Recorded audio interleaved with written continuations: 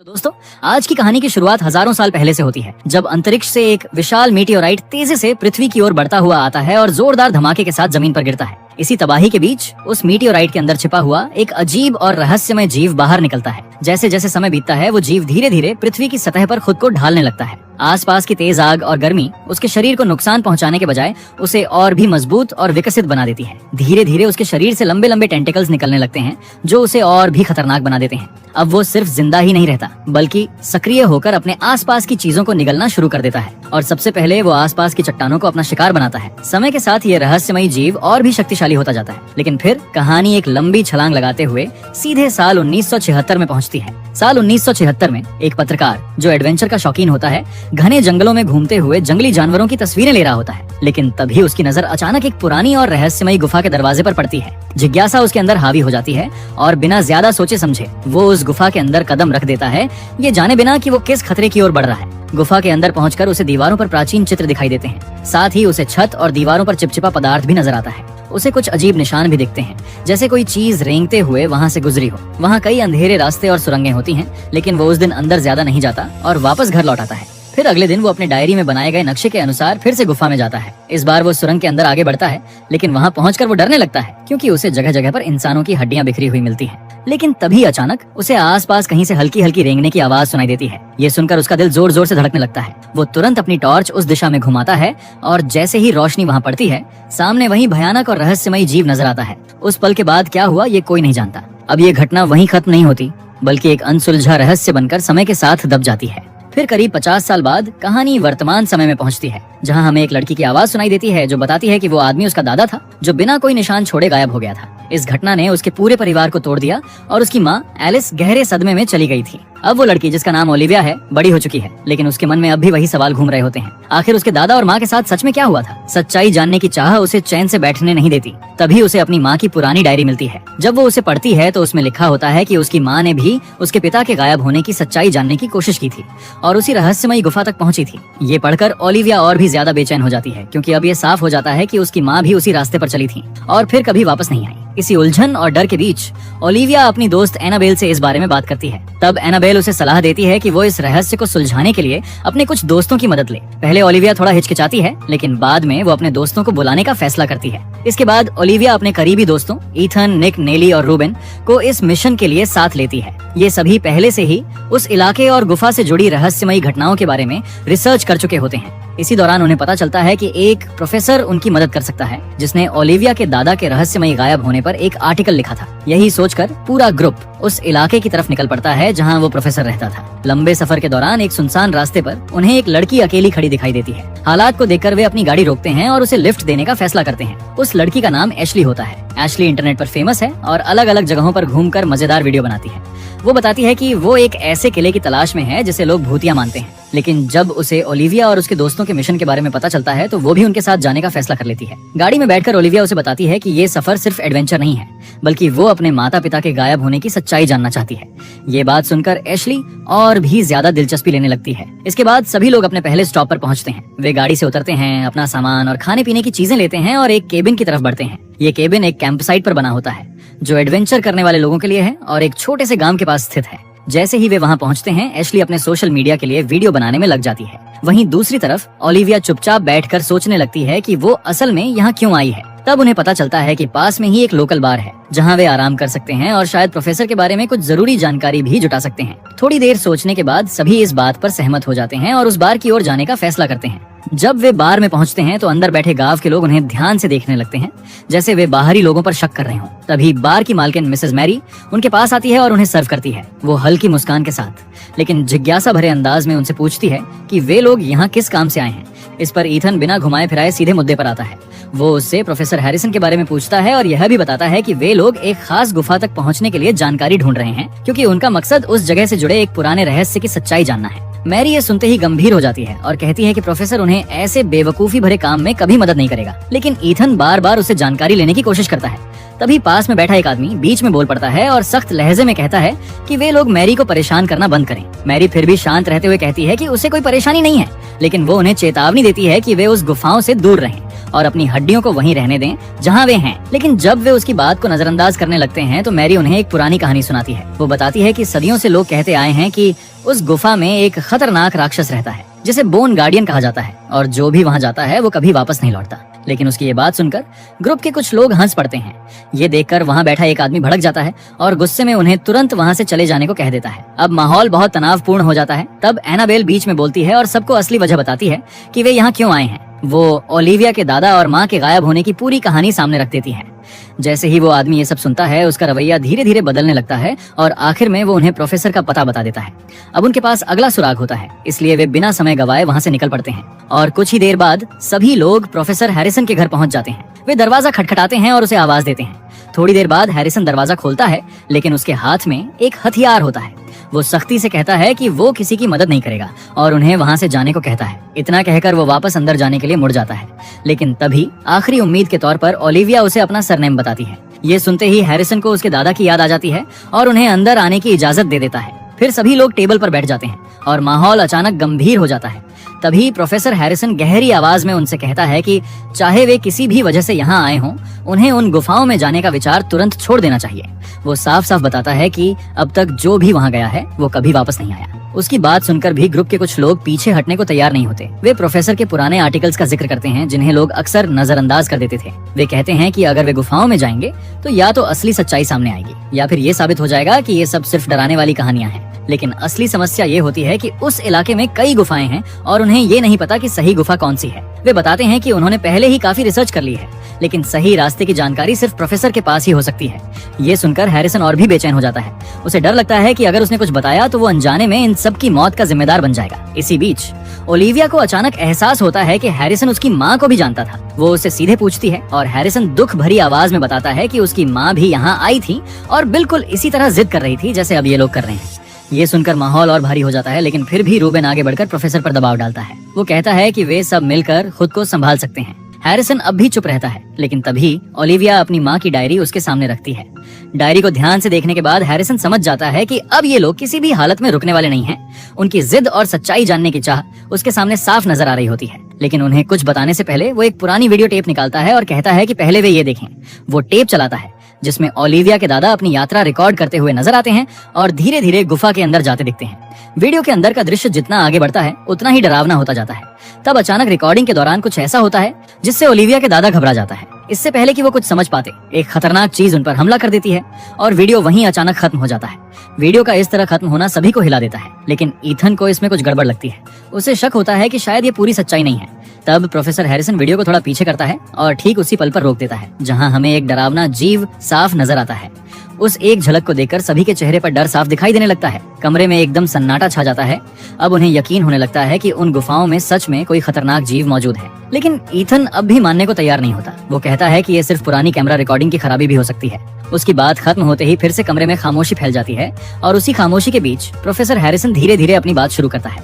वो बताता है कि उसने सालों तक उस इलाके और उन गुफाओं पर रिसर्च की है और उसके मुताबिक ये जीव शायद इस धरती का नहीं है। वो सबको समझाते हुए कहता है कि कई वैज्ञानिक मानते हैं जब उल्कापिंड पृथ्वी पर गिरते हैं तो उनके साथ दूसरे ग्रहों से जीवन के बेहद छोटे छोटे रूप भी आ सकते हैं। अगर उन्हें यहाँ सही माहौल मिल जाए तो वे धीरे धीरे विकसित होकर कुछ बेहद खतरनाक बन सकते हैं। उसकी बात यहीं खत्म नहीं होती। वो आगे बताता है कि उन गुफाओं के पास ही एक बहुत पुराना गड्ढा मौजूद है जो हजारों साल पहले गिरे एक उल्कापिंड के टकराव से बना था। अब वो इन सभी बातों को जोड़कर समझाता है कि ये कोई संयोग नहीं हो सकता। पूरी संभावना है कि वही उल्कापिंड इस अजीब जीव की असली शुरुआत रहा हो और वो जीव किसी तरह आज तक जिंदा रहा हो, गुफाओं के अंधेरे में छिपकर धीरे धीरे और भी खतरनाक बनता हुआ हो। लेकिन उसकी यह बात सुनकर हर कोई इसे गंभीरता से नहीं लेता, खासकर निक और ईथन जो उसकी बातों को हल्के में लेते हैं और उसका मजाक उड़ाने लगते हैं कि वो एलियंस पर विश्वास करता है। ये सुनकर हैरिसन अचानक गुस्से में आ जाता है। वो जोर से चिल्लाता है और फिर अपनी टांग पर एक पुराना गहरा निशान दिखाता है। वो कहता है कि ये निशान उसे बचपन में मिला था जब उसकी जान जाते जाते बची थी। वो बताता है कि जब वो छोटा था तब वो गुफा के पास जंगल में खेल रहा था, तभी उसे कहीं से रेंगने की आवाज सुनाई दी। इससे पहले कि वो कुछ समझ पाता एक नुकीला टेंटेकल उसके पैर पर हमला कर देता है, लेकिन उस समय उसने किसी तरह पास पड़ी लकड़ी उठाकर खुद को छुड़ाया और बिना पीछे देखे वहां से भाग गया था। इतना सब सुनाने के बाद कमरे में गहरी खामोशी छा जाती है। अब तक जो बातें एक कहानी जैसी लग रही थीं, वे धीरे धीरे डरावनी सच्चाई में बदलने लगती हैं। इसी खामोशी के बीच प्रोफेसर हैरिसन समझ जाता है कि ये लोग अब भी पीछे हटने वाले नहीं हैं। उनकी आंखों में उसे वही जिद नजर आती है जो उसने सालों पहले ओलिविया की माँ में देखी थी। इसलिए प्रोफेसर उनकी जिद के आगे हार मान लेता है और उन्हें उस गुफा तक पहुंचने का सही रास्ता बता देता है, ये जानते हुए कि अब ये सफर उन्हें एक ऐसे सच के सामने ले जाएगा जिससे वापस आना शायद आसान नहीं होगा। फिर अगली सुबह पूरा ग्रुप जंगल की तरफ निकल पड़ता है और गुफा के प्रवेश द्वार तक पहुंच जाता है। अंदर जाने से पहले वे सभी अपने अपने उपकरण तैयार करते हैं। इसके बाद सभी सावधानी से गुफा के अंदर प्रवेश करते हैं। वे संकरी सुरंगों से होते हुए आगे बढ़ते हैं, उसी रास्ते पर जहां ओलिविया के दादा ने अपनी आखिरी रिकॉर्डिंग की थी।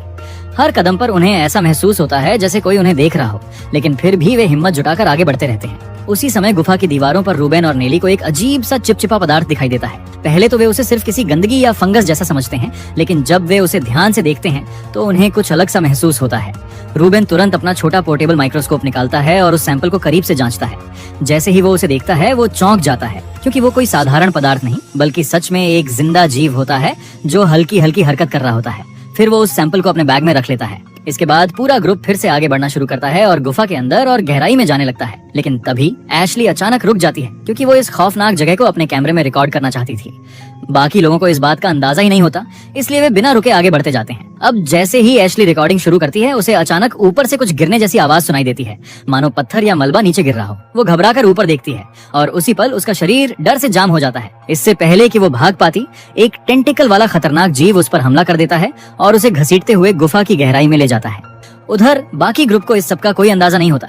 वे थोड़ी देर रुककर आगे का रास्ता देखते हैं और पाते हैं कि गुफा दो अलग अलग दिशाओं में बंट रही है। कंफ्यूजन से बचने और समय बचाने के लिए वे दो हिस्सों में बंटने का फैसला करते हैं। लेकिन जैसे ही वे आगे बढ़ने लगते हैं, उन्हें एहसास होता है कि एशली उनके साथ नहीं है। ये देखकर माहौल अचानक गंभीर हो जाता है। थोड़ी देर सोचने के बाद निक फैसला करता है कि वो वापस जाकर उसे ढूंढेगा। निक पीछे लौट जाता है, जबकि बाकी लोग अपने अपने रास्तों पर आगे बढ़ते रहते हैं। जैसे जैसे वे गुफा के अंदर गहराई में जाते हैं, चिपचिपा पदार्थ अब पहले से भी ज्यादा दिखाई देने लगता है, जो दीवारों और जमीन पर फैला होता है। तब अचानक उन्हें किसी के सिर से उखड़ा हुआ बालों का गुच्छा मिलता है। ये देखकर सभी एक पल के लिए रुक जाते हैं, क्योंकि ये साफ इशारा होता है कि यहाँ कुछ बहुत ही खतरनाक हो चुका है। उधर निक वापस उसी जगह पहुँचता है जहाँ वे पहले रुके थे, लेकिन वहाँ एशली कहीं नजर नहीं आती। वो ध्यान से आसपास देखता है, तभी उसकी नजर दीवारों पर पड़े खून के निशानों पर पड़ती है, जो उस चिपचिपे पदार्थ के साथ मिले हुए होते हैं। ये देखकर उसका डर और बढ़ जाता है। तभी उसे जमीन पर एशली का फोन मिलता है, जिससे उसकी बेचैनी और भी ज्यादा बढ़ जाती है। एक पल के लिए वो खुद को समझाने की कोशिश करता है कि शायद ये सब कोई मजाक हो, लेकिन तभी उसे पास की चट्टानों के पीछे से हल्की सी आवाज सुनाई देती है। जैसे ही वो उस दिशा में देखता है, अचानक वही खतरनाक जीव उस पर हमला कर देता है। इस बार वो जीव पहले से भी ज्यादा डरावना दिख रहा होता है, क्योंकि अब उसने इंसान के सिर जैसा रूप ले लिया होता है और अपने टेंटिकल्स को हथियार की तरह इस्तेमाल कर रहा होता है। उधर दूसरी तरफ रूबेन और नेली भी गुफा में आगे बढ़ रहे होते हैं। उन्हें भी कुछ ताजे जैविक निशान मिलते हैं, जिससे वे घबरा जाते हैं, क्योंकि वहाँ पहले से ही इंसानी हड्डियां बिखरी हुई होती हैं।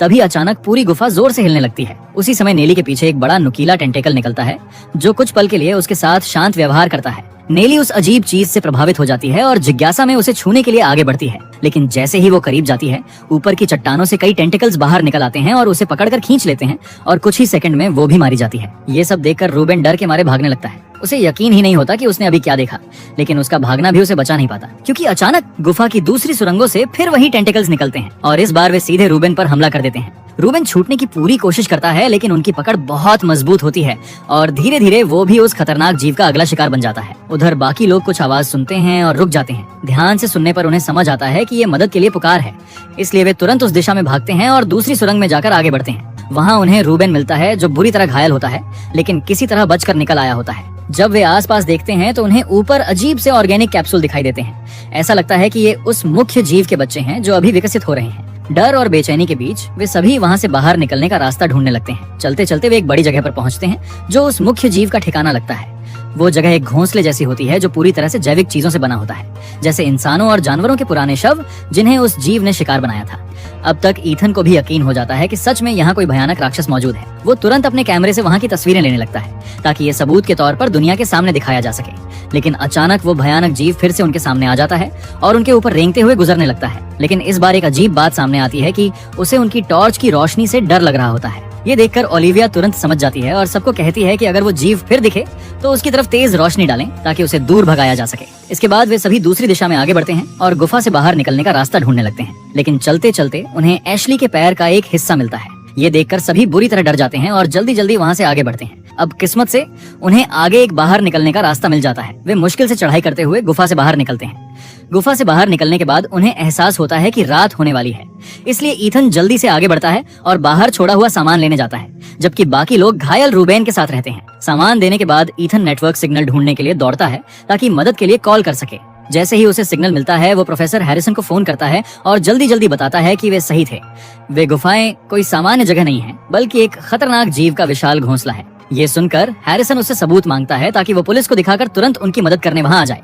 ईथन उसे तस्वीरें भेज देता है और फिर अपने दोस्तों के टेंट की तरफ वापस लौटता है। टेंट के अंदर ओलिविया अभी भी ये सोच रही होती है कि क्या उसे वापस गुफा में जाना चाहिए ताकि अपनी माँ के बारे में कुछ पता लगा सके, लेकिन एनाबेल उसे समझाती है कि अब उसकी माँ नहीं रही। तभी अचानक ओलिविया कहती है कि टेंट के बाहर कुछ हिल रहा है। बाकी लोग सोचते हैं कि शायद वो ईथन होगा, लेकिन असल में वो उस बड़े बोन गार्डियन का एक टेंटिकल होता है। कुछ पल सब शांत लगता है, लेकिन अचानक एक तेज आवाज के साथ वो जीव टेंट पर हमला कर देता है और रूबेन को पकड़कर घसीट ले जाता है। ये देखकर बाकी लोग घबरा जाते हैं और जान बचाने के लिए भागने लगते हैं। तभी एनाबेल एक पेड़ के पास फंस जाती है, लेकिन ठीक उसी समय ईथन वहाँ पहुँचकर उसे बचा लेता है। एक पल के लिए सब कुछ शांत हो जाता है, लेकिन ये शांति ज्यादा देर नहीं टिकती, क्योंकि अचानक वो जीव फिर हमला करता है और इस बार ईथन को पकड़कर गुफा के अंदर खींच ले जाता है। बाकी लोग भागते रहते हैं, लेकिन आगे जाकर उन्हें बड़े बड़े टेंटिकल्स पेड़ों से लिपटे हुए नजर आते हैं। वे लोग इससे बचने की कोशिश करते हैं, लेकिन छोटे टेंटिकल्स एनाबेल को भी पकड़ लेते हैं और उसे भी गुफा के अंदर खींच ले जाते हैं। ये सब देखकर ओलिविया हिम्मत जुटाती है और अपनी दोस्त को बचाने के लिए खुद गुफा के अंदर वापस जाने का फैसला करती है। उधर गुफा के अंदर ईथन उस खतरनाक जीव के सामने होता है और वो जीव बिना किसी देरी के उसे खा जाता है। इसी दौरान प्रोफेसर हैरिसन सैनिकों की एक टीम के साथ वहां पहुंचता है। वे सभी गुफा के अंदर अलग अलग जगहों पर एक्सप्लोसिव्स लगाने लगते हैं। गुफा के अंदर ओलिविया टॉर्च की रोशनी का इस्तेमाल करके उस जीव को दूर रखती है और आगे बढ़ती जाती है। आखिर में वो उस जगह पहुंचती है जहां उस जीव का बड़ा घोंसला होता है। वहां चारों तरफ इंसानों और जानवरों के बचे हुए अवशेष होते हैं। इसी बीच उसे अपनी माँ का नेकलेस मिलता है, जिसे देखकर वो टूट जाती है और रोने लगती है, क्योंकि अब उसे पूरी तरह यकीन हो जाता है कि उसकी माँ सच में इस दुनिया में नहीं रही। वो अभी इस सच्चाई को संभाल भी नहीं पाती कि तभी अचानक फिर से गुफा में हलचल होती है और अगले ही पल उस खतरनाक जीव के टेंटिकल्स तेजी से उसकी ओर बढ़ते हैं और उस पर हमला कर देते हैं। वे उसे कसकर जकड़ लेते हैं और घसीटते हुए अपने मुख्य शरीर की तरफ ले जाने लगते हैं। ओलिविया छूटने की कोशिश करती है, लेकिन उसकी पकड़ से निकल पाना लगभग नामुमकिन होता है। अब वो जीव उसे ध्यान से देखने लगता है, जैसे अपने अगले शिकार को परख रहा हो, और धीरे धीरे उसे और कसकर जकड़ लेता है, मानो अब उसका अंत करीब हो। लेकिन तभी अचानक गुफा में गोलियों की आवाज गूंज उठती है। यानी सैनिकों की एक टीम वहां पहुंच जाती है और बिना देर किए उस जीव पर फायरिंग शुरू कर देती है। गोलियों की बौछार से उस जीव के टेंटिकल्स तड़पने लगते हैं और उसका कुछ हिस्सा बुरी तरह क्षतिग्रस्त हो जाता है। इस अचानक हमले का फायदा उठाकर ओलिविया खुद को छुड़ा लेती है और पीछे हट जाती है, लेकिन वो जीव पूरी तरह खत्म नहीं होता और अपने मुख्य शरीर को बचाते हुए वो तेजी से गुफा की गहराई में भाग निकलता है। इसके बाद बचाव अभियान पूरा होता है और जो भी लोग जिंदा होते हैं उन्हें बाहर निकाल लिया जाता है। फिर सैनिक उस जगह को ब्लास्ट कर देते हैं, जिससे पूरी गुफा का बड़ा हिस्सा नष्ट हो जाता है। अगले दृश्य में हैरिसन रक्षा मंत्री से बात करता है और एक नई सेना टीम भेजने की मांग करता है ताकि उस जीव को पूरी तरह खत्म किया जा सके। इसी के साथ ये कहानी यहीं खत्म होती है। अगर आपको ये एक्सप्लेनेशन पसंद आया हो तो वीडियो को लाइक और कमेंट जरूर करें और ऐसी ही मजेदार और अनोखी मूवी स्टोरीज के लिए चैनल को सब्सक्राइब करना बिल्कुल मत भूलिए।